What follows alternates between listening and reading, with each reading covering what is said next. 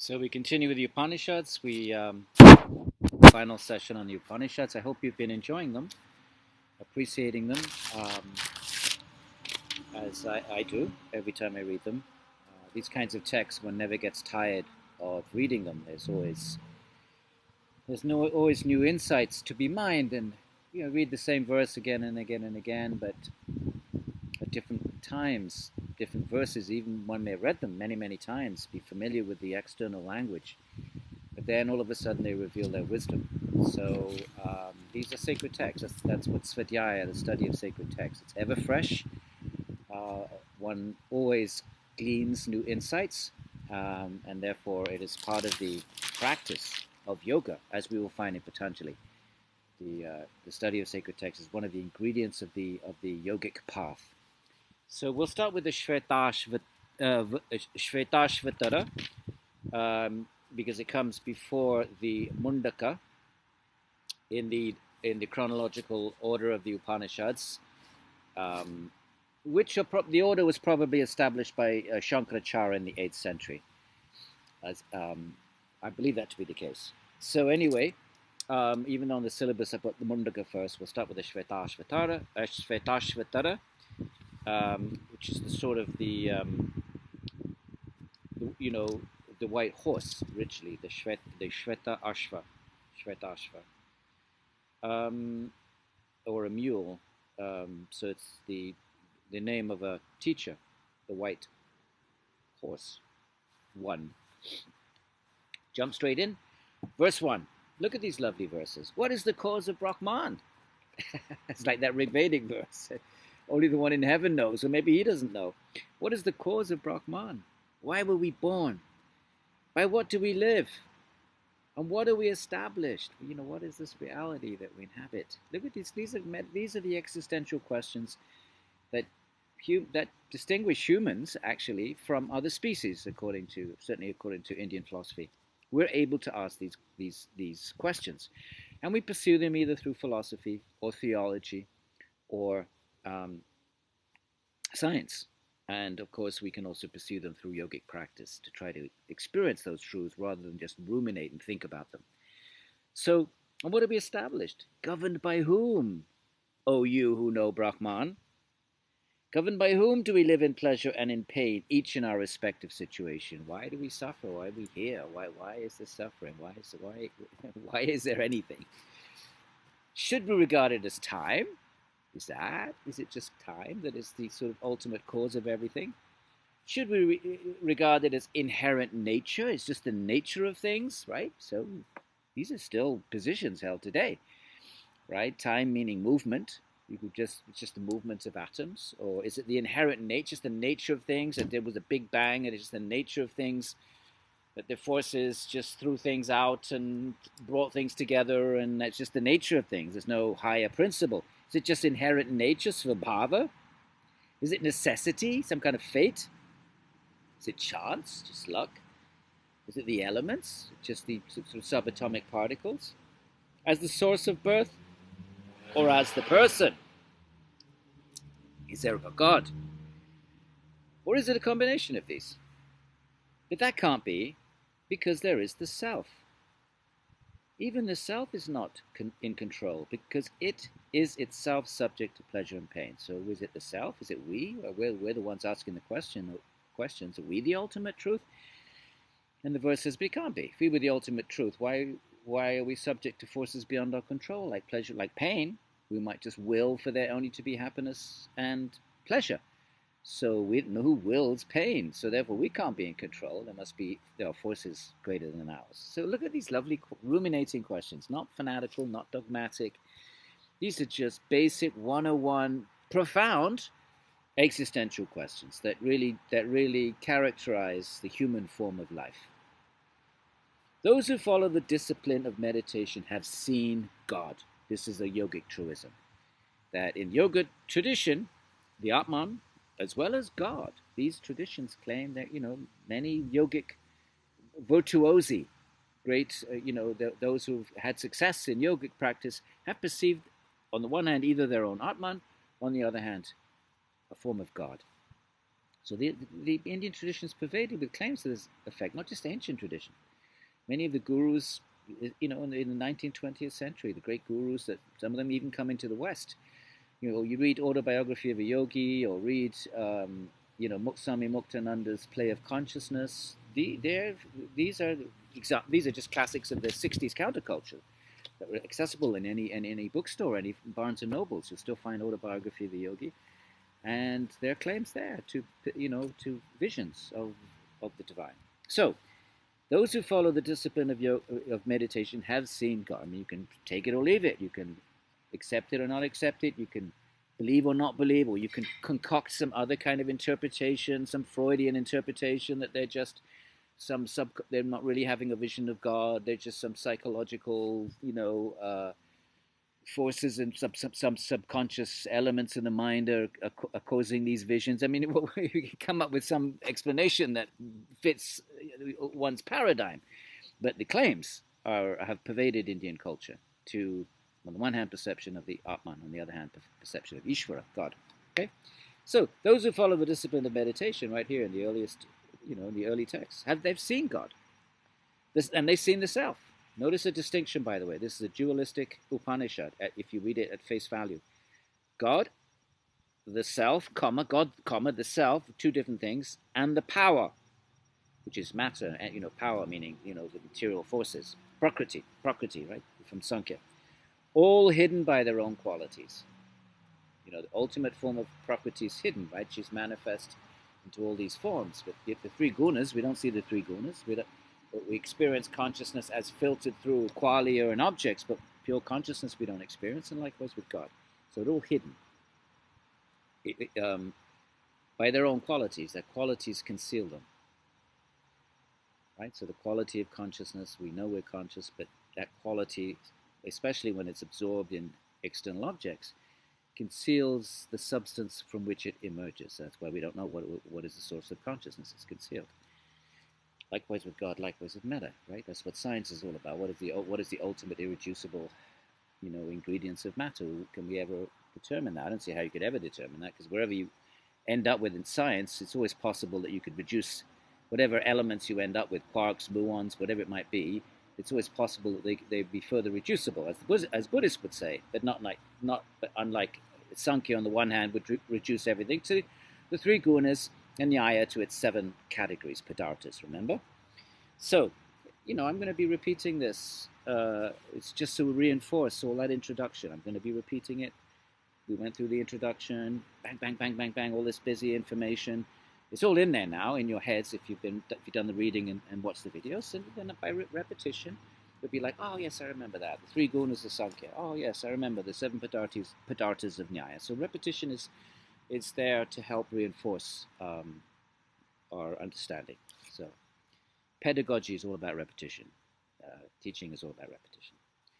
So they're all hidden by their own qualities. One alone is he who governs all those causes, from time to self. There's one. This is a theistic text. It starts off posing these questions, but it's going to answer it by saying, there is a God.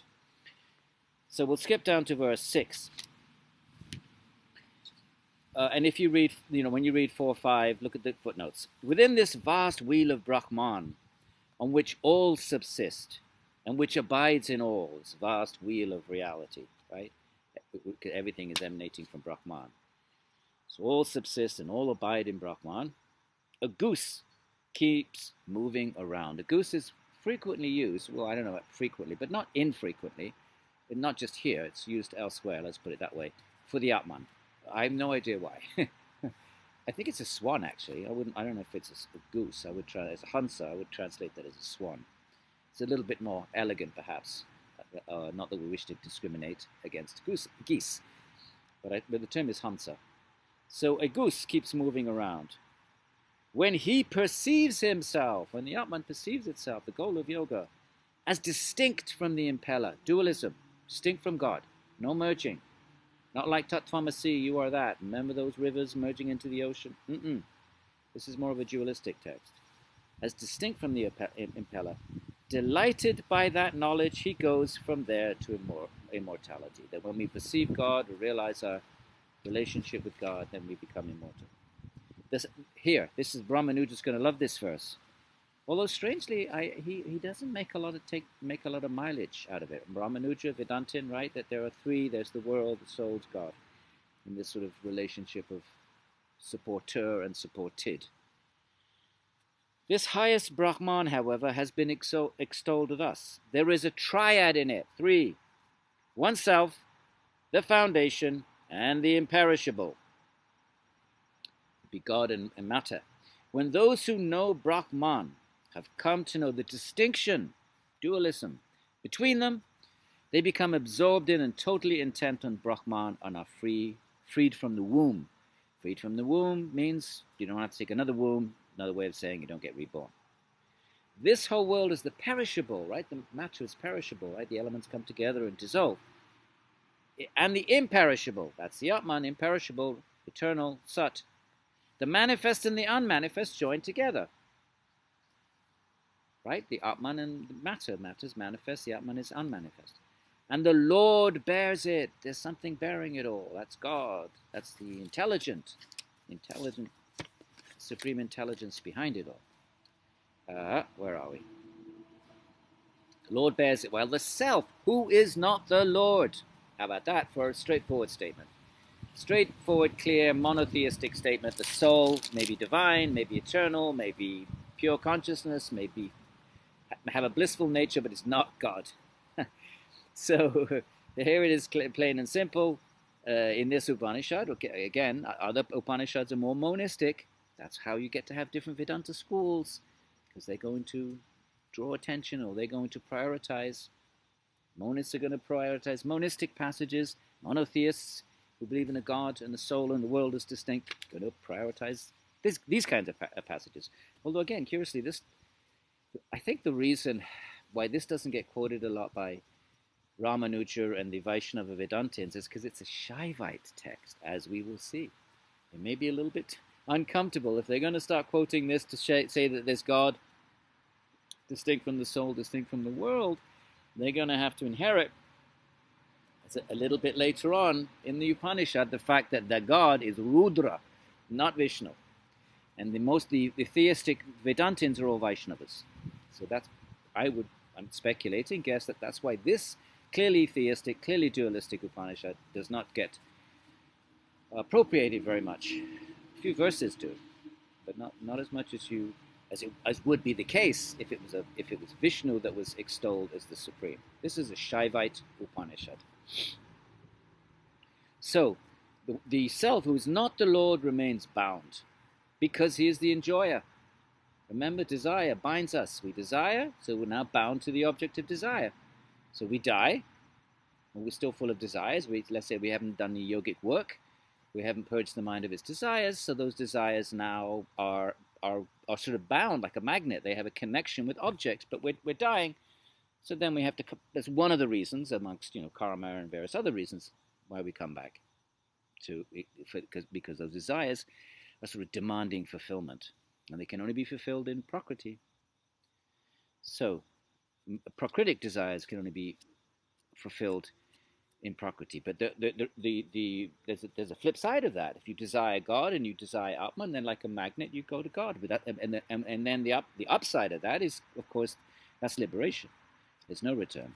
Or if you desire the Atman, then you experience the Atman. That desire binds you to the Atman. But then if you attain the Atman, well, then that state is eternal and blissful, and you never come back. And likewise, the desire for God.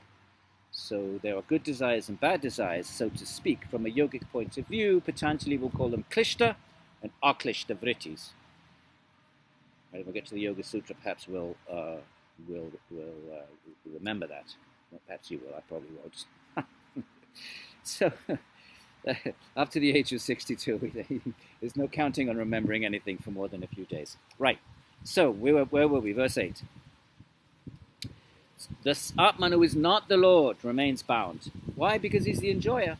Desire is binding. When he comes to know God, he's freed from all fetters. That's devotional liberation. Even Patanjali in the Yoga Sutras accepts that. And of course the Gita's full of that. Right? So then the emphasis becomes less on the seeking the Atman, which also, of course, is a mode of freedom, but seeking God. There are two. We'll skip this one. 10. The primal source is perishable, while Hara, there he is, that's Shiva. At least, I mean, some scholars say actually the name Shiva isn't mentioned here. What's mentioned here is Hara and Rudra. And Hara and Rudra are both names of Shiva. Of course, in later, slightly later, not very much later, Puranic Hinduism. And so they say, well, how do we know this is, not, maybe this is someone else and it gets merged with Shiva. And that's what academic scholars speculate about and can't necessarily disprove that. But Hara is a name for Shiva, so I see no reason not to take it as a reference to Shiva. So Shiva's God in this Purana, no mention of Vishnu. The primeval source is perishable, by Hara is... Okay, sorry about that, the postman just came. So, 10. The primal source is perishable, while Hara, Shiva, is immortal and imperishable. So Prakriti is perishable, God is not. The one God, okay? By the way, there's no polytheism, at least maybe in the oldest Vedic hymns, but certainly by the time we get to the Upanishads, it's either monotheist or monism, right? They're both monos. But in monotheism, the one God may take different forms, but it doesn't make it polytheistic any more than the Christian Trinity, right? That's three, but it's three in one. It's not polytheistic. I mean, some Christians might say, Unitarians might say that Trinitarianism is polytheistic, but that's not how Catholics, for example, would see it. So keep that in mind, that the relationship between the Vaishnava and Shaivite traditions, it's not that they're polytheistic, it's just the Vaishnavas say that Vishnu is the causal form, and from Vishnu all the other forms emanate, but it's still one. They're emanating from one causal being. And the Shaivites say, no, they accept Vishnu, but they say, no, Shiva is the ultimate causal, and Vishnu emanates secondarily, a derivative emanation from Shiva. So that's the difference between the sects, okay? So this is the Shaivite. So Shiva is one. The one God rules over both the perishable and the self. By meditating on him, so this is Bhakti. That's what Bhakti is all about, meditating on God. Devotion, right? It's going to come, it's going to come later on in the Gita, certainly. Well, this is a course on philosophy, or the history of philosophy. But we have courses just on Bhakti Yoga, and then we'll read the Bhakti text. And so if you're around, perhaps, I don't know, not next semester, but perhaps the semester after that, we'll do a course on Bhakti. So that'd be spring. What are we now? We're fall 2020, fall 2021. We'll do something on Bhakti if any of you are interested. By meditating on him, by striving towards him, devotion. And further, in the end, by becoming the same reality as him, all illusion disappears. What does it mean, the same reality? See, what's a monist going to say? Same reality means merging. What's a monotheist going to say? That the ones that believe that the soul is an individual eternally, they can say it's not merging. You become the same reality means you enter into a spiritual dimension and you have a relationship with God for all eternity. This verse, that statement allows both of those possibilities. When one has known God, all the fetters fall off. So this is how one can get liberation in Bhakti. It's about complete and utter surrender and devotion to God. It still involves giving up desire, all of that. Rules are the same. But by surrender to God, the mind becomes absorbed in God, then one becomes free of the bondage of karma. So when one has known God, all the fetters fall off. By the eradication of the blemishes, right, birth and death come to an end. And the term for the blemish is klesha, which is going to be a big word in the Yoga Sutras. If you want to write it down now, klesha. In the second chapter of the Yoga Sutras, a big portion of that second chapter of the Yoga Sutras is about how do we purify the kleshas. How are the kleshas, the blemishes? They're basically ignorance, ego, desire, aversion, and clinging to life. That's yoga, but it all has its roots here. They all have their roots here, those later traditions. So, where are we? So, by eradication of the blemishes, birth and death come to an end. By meditating on him, God, one obtains at the dissolution of the body, the Atman, attains what? A third, sovereignty over all, and in the absolute, one's desires are fulfilled. So then one becomes somehow connected to Brahman, which is sovereign over everything, and one's spiritual desires. One desires for permanent eternal bliss, not for the petty things of this world, of course, not those kinds of desires, but the desires for eternal blissfulness, they become fulfilled. This can be known, for it abides always within the body. The Atman can be known. It's always it's who we are. It's the only thing we actually know. Is as Descartes famously told us, the only thing we know is that we are having these thoughts. Of course, yogis would say, "Oh, well, Descartes, even those thoughts might not be you." So they would push him to take a step further, even beyond the thoughts, right? Famous cogito ergo sum of Descartes. I don't know anything. I don't know if the world is out there. If there's a God, I don't know if there is. And if there is, well, what if he's a demon or something? So he goes through this ruthless process of deconstruction. Well, what do I really, really, really know? And he comes up with, well, really, all I know is that I'm having these thoughts.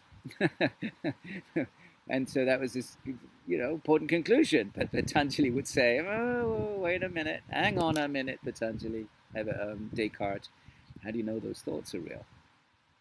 What if there's reality, it actually exists beyond the thoughts? What if the thoughts are just fleeting, as fleeting and suspicious and questionable as the objects of the world?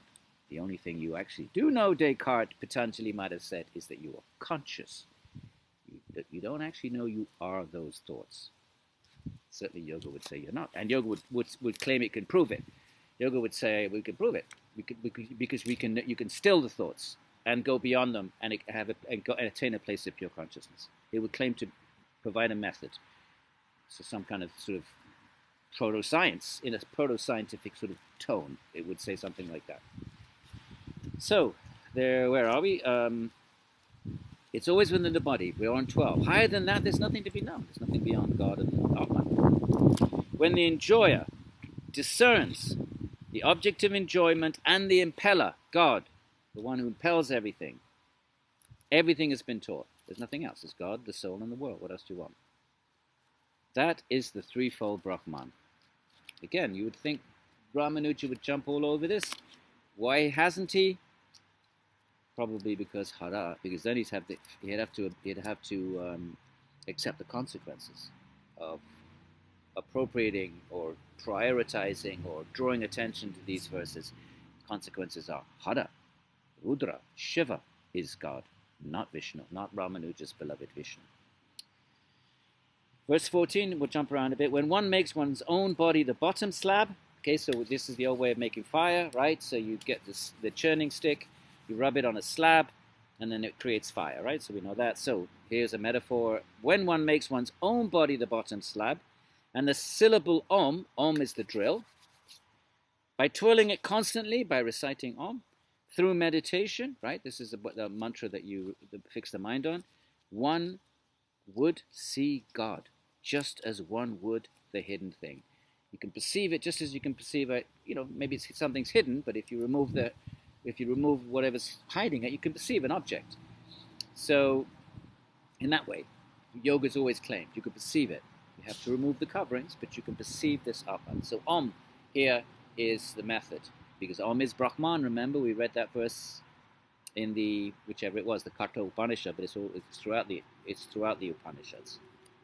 Like oil in sesame seeds, and butter in curds, like water in the riverbed, and fire in the fire drills. These things are all latent, right? Oil is latent in the seeds. You have to bring it out. It's in the seeds, right? Olive oil is in the olives. You don't see it. You have to have a process to bring it out. So like all of these metaphors, so like fire in the fire drills, it's there potentially, latent, hidden. So when one seeks it with truth and austerity, have to be austere. What does austerity mean? To control the desires. Austerity means to control desires, because otherwise desires are going to occupy the mind, and the mind cannot perceive truth. This is accepted by everybody. One grasps that self in the body. That all-pervading self is potentially infinite.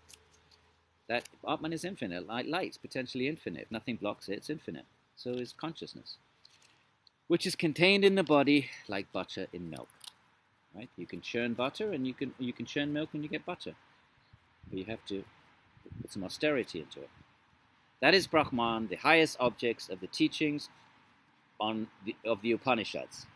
The hidden connections it translates Olivel, this author, this translator, translates the word Upanishad as hidden connections. We don't have to, but we can just say Upanishad. So that is Brahman, the highest object of the teachings of the Upanishads. This verse is saying, what is the highest object of the Upanishads? The teachings of Brahman. An object rooted in austerity and the knowledge of the self. Right? How do we get to this Atman? There's austerity. There's a price to be paid. We have to give up our desires for things in this world. If we desire things in this world, then we remain bound to this world. If we desire the Atman, then we have to give up our desires for the world. Then we get the Atman. Okay. Okay. Now another section on yoga. We had the section in the Karta. Now we have a section in the Śvetāśvatara. And we'll go to chapter 2. We'll go now to 8. Proto-yoga, early yoga. There's 2 or 3 references, 2 or 3 passages in the Upanishads. Here's the second one. When he keeps his body straight, right, all those poses that they teach in yoga studios in the West, and they call it yoga. Really, the only value that has from the sort of the point of view of yoga in the Upanishads and the Yoga Sutras is so that you can keep your body straight. Why do you want to keep your body straight? Because you go sit and meditate. If you slouch, you fall asleep. So, you're meditating, your mind's in the body, so you have to do something with the body. What are you going to do? So you keep it straight. So when he keeps his body straight, with the 3 sections erect, whatever they are, the backbone or whatever, and he draws the senses together, brings the senses in, so that consciousness is not flowing out and looking at things and hearing things, right? Then consciousness is absorbed externally. You want consciousness to be aware of its own nature. You've got to involute it, inverse its flow. So, and he draws the senses together with the mind, the chitta, into his heart, the location for where they emanate out. A wise man shall cross over all the frightful rivers with the boat consisting of that formulation, right? The frightful rivers, right? The ocean, the world is full of frightful rivers. Who knows what's in the rivers? It could be crocodiles, all kinds of dangerous things. So the world is, it's a place of danger, actually. It could get run over by a car. Look at all the dangers at our present moment, right? Coronavirus, wildfires, hurricanes, all sorts of things. So the world is actually, any disease could get us at any moment. So they're frightful rivers, with the boat consisting of that formulation. That's Om. So Om is the mantra. We fix the mind on the mantra, still the mind on the mantra. Om is Brahman. It is also Ishvara, and that is the one. That is the method. One of the methods for liberation. Okay, that Om later on in the more developed devotional traditions, Om becomes Om Namo Narayanaya or Om Namo Shivaya, or it takes on a more personal.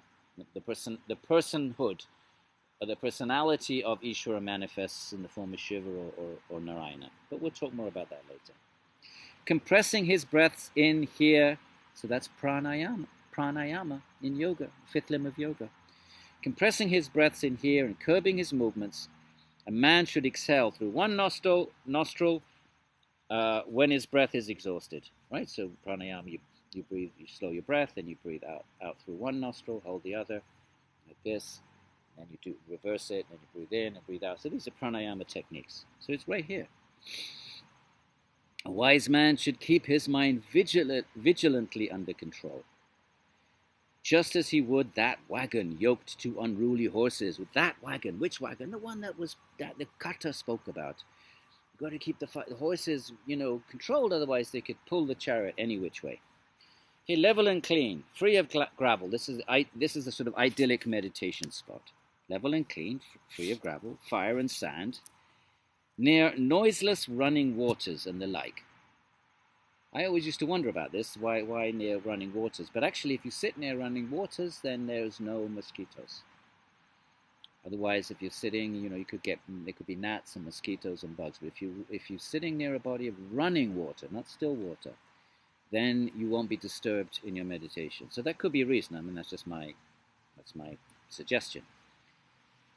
And the like, pleasing to the mind, but not offensive to the eye. Somewhere nice and peaceful and pleasing, so the mind is in a sort of peaceful state, not offensive. Provided with a cave or a nook sheltered from the wind. So, this is a sort of forest or a cave. This is your sort of typical, romantic, notion or mental. This is how we imagine a yogi in sort of popular culture, right? With long beard and sitting in a cave and meditating. So, in such a spot, should one engage in yogic practice? So, giving us some criteria as to what to look for a meditation place. In other words, something just not peaceful and something that's not going to disturb the mind, because the mind has to be fixed. Right, we'll skip a little bit. Verse 13, lightness, health, the absence of greed, a bright complexion, a pleasant voice, a sweet smell, very little feces and urine. That means that the yogi's not eating a lot, right? Why does he say very little feces and urine? It's just a rather direct way of saying you're not eating very much. How do you know if you're eating too much? Well, how much are you pooping? So very little feces and urine. That, they say, is the first working of yogic practice. Not the grand, obviously not the result, but that's someone who's serious about yoga. Verse 15, when by means of the true nature of the self, we skip one, which resembles a lamp, it illuminates. Consciousness illuminates the whole body. It animates the whole body. So in that sense, it's like a light which illuminates the whole room. That's the true nature of the self. It's consciousness itself. So by means of the true nature of the self, which resembles a lamp, a man practicing yogic restraint. What's being restrained? The mind, the senses are closed down, the mind is being stilled. So that's restraint. Nirodha, Patanjali calls it. Let's see if he uses the same term. Actually, he uses the term yuktaha, which is used a lot in the Gita. Yuktaha, connected in the state of yoga. A man practicing yogic restraint sees here the true nature of Brahman. Here, in this world, in this body, not after death in some hoped-for afterlife. As a result of yogic practice, we can have these experiences in the here and now. When that happens, he is freed from all fetters, again, the bonds of karma, because he has known God. Unborn, unchanging, and unsullied by all objects, right? Not consciousness mixed and sullied, meaning mixed and tainted with external objects, no. Just consciousness absorbed in its own pure nature or absorbed in the nature of God. Okay, so we'll go over to chapter 3, just to hit on a few verses. Chapter 3, verse 2. There is only one Rudra. Rudra and previously was called Hara. Don't get Hara confused with Hari. Hari is the name of Vishnu or Krishna. Hara is Shiva, also known as Rudra. There's only one Rudra. He has not tolerated a second who would reign over these worlds by his sovereign power. This is a strong Shaivite section. And Vaishnava was a little bit uncomfortable with this. I mean, they have to work hard to make sense. They have to say something like, well, Rudra is really just another, it's a manifestation of Vishnu or something. But at face value, this is saying that Shiva is the supreme godhead. After drawing in all beings, he stands as the protector at the end of time, turning west towards men. Okay? Eyes everywhere and face everywhere, arms everywhere and feet everywhere. He forges with his two hands. He forges with the wings, producing the heaven and earth, the one God. And so you can read those next few verses. Who was the source and origin of the gods? Right? The little gods, the celestials that the Vedic sacrifice is worshipping. He's the source of them and the overseer. They're just like agents. The ruler over them all, as the god Rudra, as the great seer in the beginning, created Hiranyagarbha. Hiranyagarbha is the creator god, in later tradition known as Brahma, with 4 heads. Don't get Brahma, long A, confused with Brahman. Brahman is the absolute truth. So there's three words here that can be confused. Let's get them out. There's Brahmana, which is a genre of text. The second layer of the Vedic corpus, called the Brahmanas. That exact same word is also the caste, Brahmanas, and they're the ones who study the text and teach the text. So that's Brahmana. Then there's Brahman, which is the term for the absolute truth in the Upanishads and Vedanta, Brahman. And then there's Brahma, without the N, but long A, which is a masculine noun, referring to the little creator God, not the creator of all things, not the creator of Prakriti, not Ishvara, But he's the first of the celestials. And he created God in the sense of being an engineer. He takes existing matter and makes forms of the universe. So he's a kind of more of a designer, engineer kind of God. So he's called the creator, but not in the primary sense. He doesn't create Prakriti itself. He's given the ingredients of Prakriti, and then he forms the blueprints of creation. So this verse is saying, in the beginning he created. So Hiranyagarbha is a created being. He's not an eternal being. Whereas Rudra, Vishnu, Shiva, they're eternal. Krishna. May he furnish us with lucid intelligence. That form of yours, O Rudra, has a form which is benign and not terrifying. It's a kind form, which is not sinister looking. He's repeating this twice. With that most auspicious form of yours, O mountain dweller, look upon us. Right? And then you may have seen pictures of Shiva meditating in the Himalayas. So he's a mountain dweller. That's in later Hinduism, but clearly those stories must have been percolating. Those stories that we find in the Puranas get composed a few centuries later, but we don't know how old the stories of the Puranas are. So there we have, Shiva, his consort is Parvati, the mountain. And Parvati means the daughter of the mountain. So he's a mountain dweller. In his lila, in his human, when he manifests amongst humans, of course, but he has a transcendent aspect, beyond mountains, beyond the universe.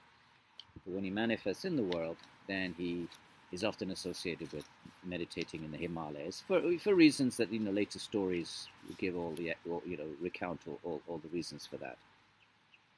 7. Who is higher than that, higher than Brahman, the immense one, hidden in all beings, in each according to its kind, and who alone encompasses the whole universe.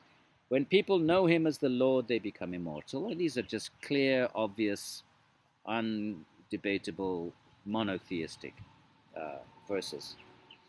Okay? I know that immense person, having the color of the sun, effulgent, and beyond darkness. Only when a man knows him does he pass beyond death. Bhakti will say only through bhakti, not through knowledge of the Atman. Other traditions will say, through knowledge of the Atman, you attain the Atman, you'll be liberated. But Bhakti will say, actually, no, you've got to know God to be liberated. So there's these different kind of claims that we'll find in the different traditions. But only when a man knows him, this clearly enough stated, only when a man knows him does he pass beyond death. There is no other path for getting there, only devotion. All right. So we'll go over the page. Let's look at the goose again, verse 18. Within the fort with 9 gates. Remember the fort when we stumbled a bit because it was 11 gates then, and I was thinking, well, hang on a minute, there's 9. What are the other 2? And the other 2 was the hole in the cranium and the belly button. But and I said, didn't I say? I said, elsewhere it says 9 gates. Here's the reference to the 9 gates. Okay, 2 eyes, 2 ears, 2 nostrils, tongue, genital, and the anus are holes through which things go in and out of the body. Consciousness goes out, and whatever form. Visions come in, sights come in, light comes in, and so forth. Within the fort with 9 gates, the embodied one, the one in the body, Atman, flutters to the outside like a goose. There's the goose again. So it goes out. Consciousness flutters to the outside, pours out through the senses. We become conscious of the external world. It is the master of the whole world, of both the immobile and the mobile. Okay. Chapter 4, verse 2. You're a woman, you're a man, you're a boy, also a girl. As an old man, you totter along with a walking stick. As you are born, you turn your face in every direction. Right? The Atman is in all these forms. In one birth, we may be a man, in another, we may be a girl, and then we become old. You are the dark bird, the dark blue bird, the green one with red eyes, the rain cloud, the seasons, and the oceans. Hear that God is everything. You live as one without a beginning because of your pervasiveness. You from whom all beings have been born. So we'll skip to 6. 2 birds who are companions and friends nestle on the very same tree. One of them eats a tasty fig, the other, not looking, looks on. And this is interpreted differently by the monists and monotheists. But a monotheist would say that 2 birds, the Atman, and then the God, that a form of Ishvara, the Antaryami, Ramanuja would say. That the Ishvara manifests and accompanies every single Atman throughout its sojourn in samsara. Out of kindness, just remains with the Atman, waiting for the Atman to turn to Ishvara. That's Bhakti. Okay, so the Atman, so Ishvara just waits patiently within the heart of all beings, right? Because Ishvara can manifest in infinite forms, and as long as we ignore Ishvara, ignore God, and we try to enjoy this world, then Ishvara just sits and waits. So look, so that kind of a reading that we find later in later devotional traditions sort of might have its base in a verse like this. Two birds who are companions and friends nestle on the very same tree, right? Ishvara is there with the Atman.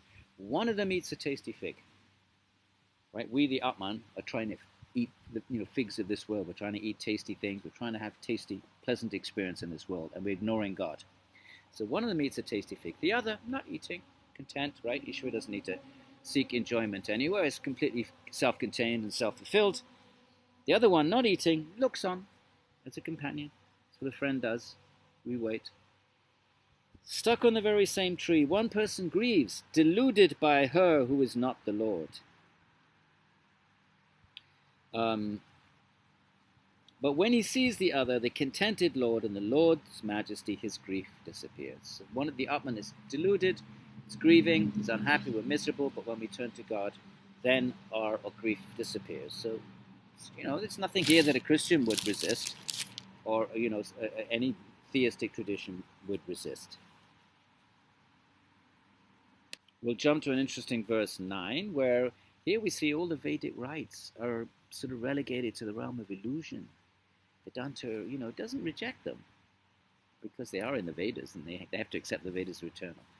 But that really, their Vedic rites are only dealing with material things, the things of this world, and at best the celestial realm in the next. It's still material, right? The celestial realm is still material. It's not liberation. So look at 9. Meters, that means the Vedic hymns. Sacrifices, the Vedic sacrifices, the rites, religious observances, the past, the future, and what the Vedas proclaim. From that, the illusionist creates this world. This is all part of the illusionist. God creates it with, okay, do these rites, and you'll get this, and do this other rite, you'll get something else. That's all illusion from the point of view of the eternal Atman.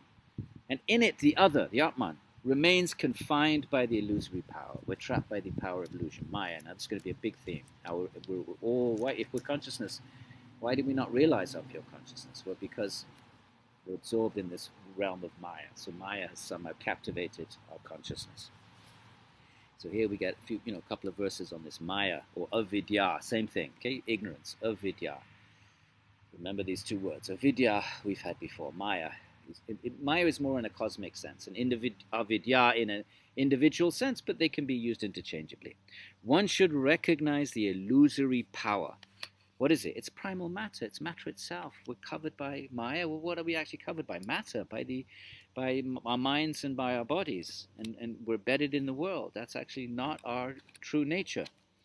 So, and the illusionist as the great Lord, the magician. This whole living, of course, is beyond the spell. The whole living world is thus pervaded by things that are parts of him. Okay, so we'll read a few more. We'll read 12, and then you read this on your own, because it will take us too much time to read the whole Upanishad. It's a very interesting Upanishad. Who 12? That's chapter 4, verse 12, page 216 of your edition, Olivel. Who, as the source and origin of the gods, the little gods with a small g. Right? When we talk about Ishvara, it's God with a capital G, right? Vishnu, Shiva, capital G, they're eternal, not subject to karma. And then the little gods, we could be little gods if we get good karma, and then little gods could become humans when they get their celestials, essentially. And celestial beings don't remain in the celestial realm eternally. So, who is the source and origin of the gods and the ruler over them all? God is the ruler of the little gods. As the god Rudra, and as the great seer, he sees everything. There's no greater seer than that. Looked on as Hiranyagarbha was being born. So Hiranyagarbha, Brahma, we spoke about before, the little creator. He's born, so he's not an eternal being. So he's born. He's a product of. He has a cause. He's not the cause of all causes, as Rudra is presented as being. He looked on as Hiranyagarbha was being born. May he furnish us with lucid intelligence. Okay. And let's just go over to chapter 5 and look at verse 9. Here we have another attempt to, the reference here is really speaking to the Atman is infinitesimally small.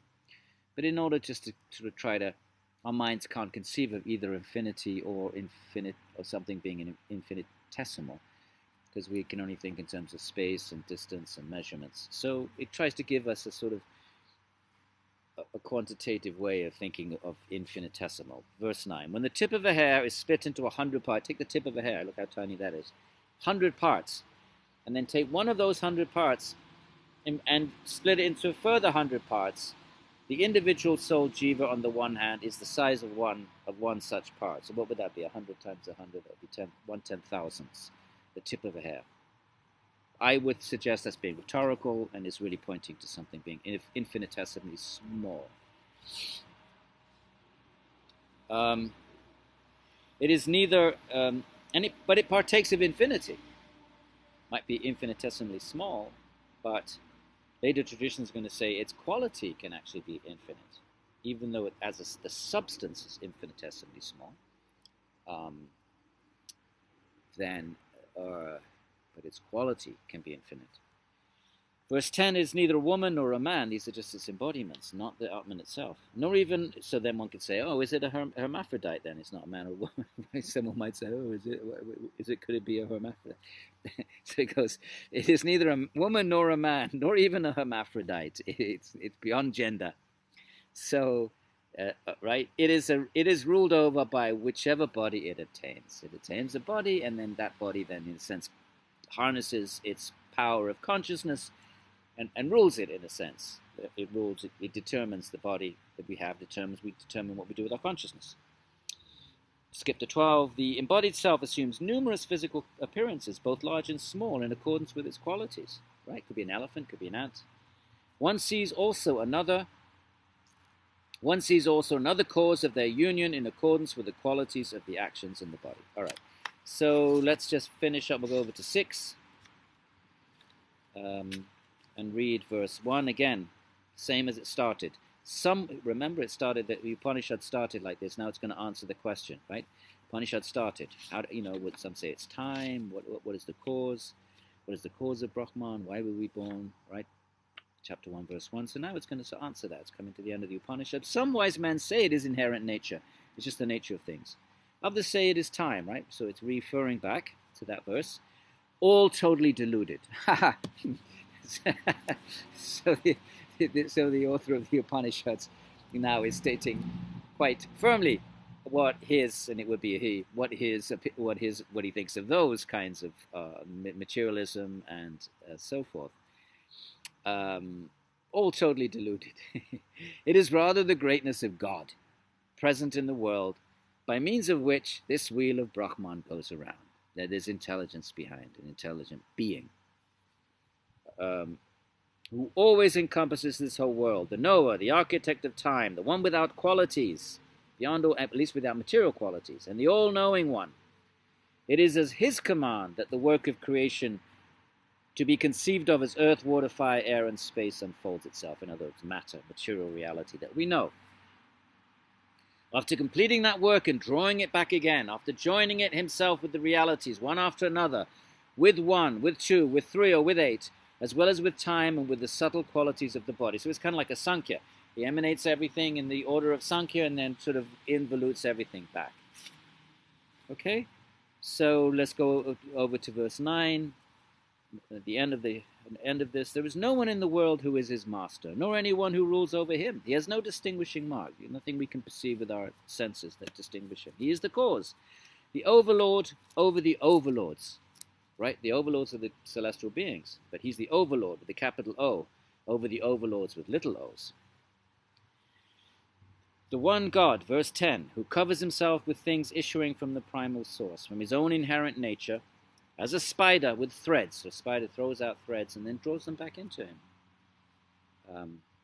11. The one God, hidden in all beings, pervading the universe, the inner self of all beings. Ramanuja is going to remember, he's going to say there's the Atman, and then there is another Atman, the Antaryami, pervading our Atmans. Shankara, of course, there's only one There's only one Atman. He's going to read this monistically. But he has to work a bit harder at this Upanishad. He has his way of dealing with it. Shankara will just say all of these references refer to conventional reality. In conventional reality, there's a world, there's a creator, Shiva, Vishnu, it doesn't really matter. But that ultimately it's all a mirage. So Shankara will have his way of dealing with these verses, as every Vedantin does. So, where were we? The one God hidden in all beings,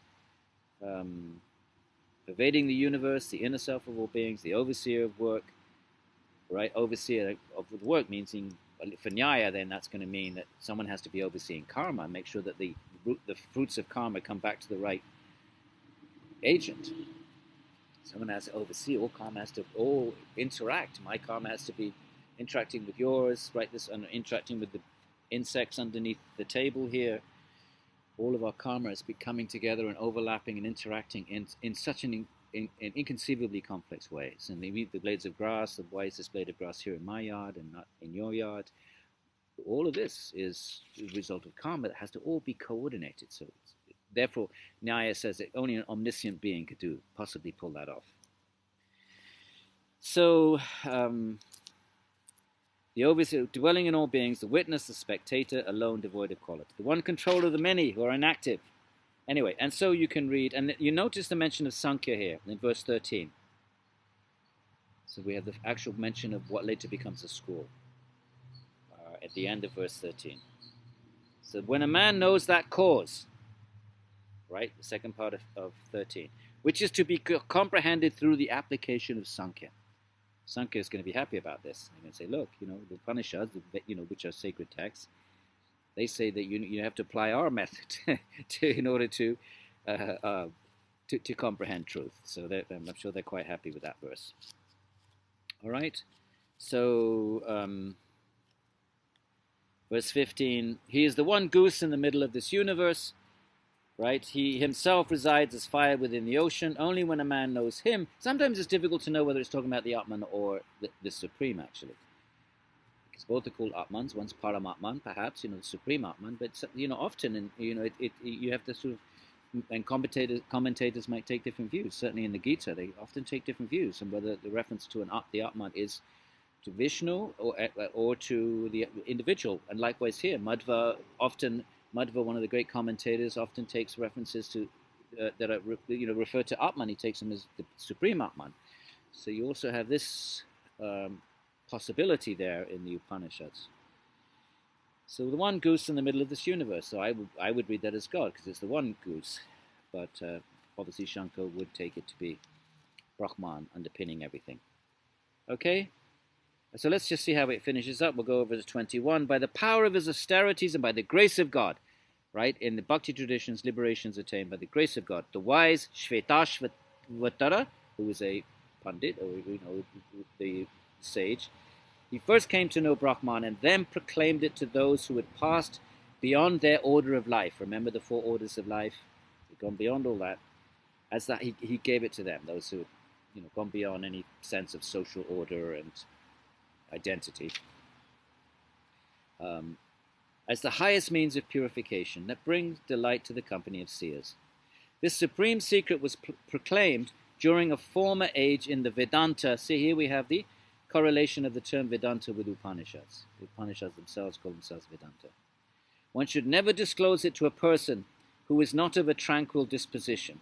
I hope you all have tranquil dispositions, otherwise I'm in trouble. One should never okay, so when you listen to these lectures, make sure you have a tranquil disposition. Chant some mantras before class, otherwise you get me in trouble. One should never disclose it to a person who is not of a tranquil disposition or who is not one's son or pupil. Like you're students temporarily, so that bit's okay. Just make sure you have a tranquil disposition. Only in a man who has the deepest love for God. We haven't had any mention of love in the Upanishads. Bhakti is all about love for God. But here we have a little peek at it in the Upanishads.